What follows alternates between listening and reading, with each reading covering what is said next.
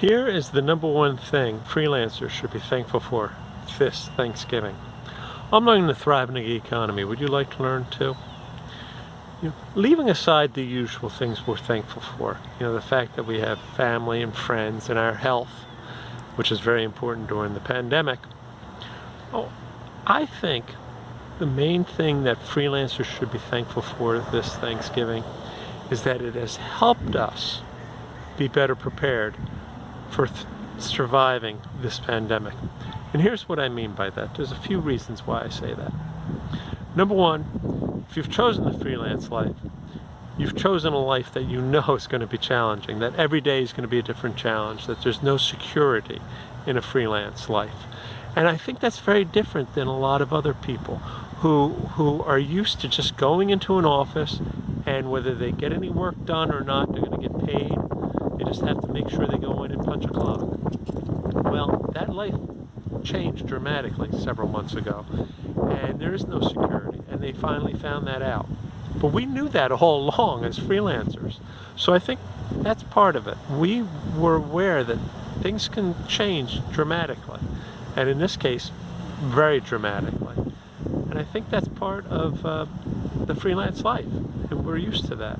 The second reason why I think the freelance life has helped us prepare for this pandemic more than other people is that we're used to being on our own.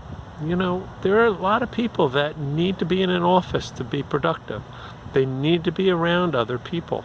As a writer, I have to sit by myself anyway and think in my own head and just be concentrating on what I'm writing.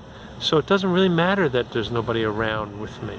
But I think for a lot of people, they need that social aspect. And as a freelancer, we're kind of used to being on our own. So that hasn't been as big a deal. The third reason is a little bit more esoteric. And that is, if you've chosen the freelance life, you're doing what you love. And it's hard. We know that. But deep in our heart, we believe the same as George Burns, the comedian, once said. He said, it's better to fail at something you love than to succeed at something you hate. And I think that's very true for us freelancers. We would rather struggle and rather just kind of get by as freelancers, do what needs to be done, than to go and punch a clock and sit and be told what to do every day.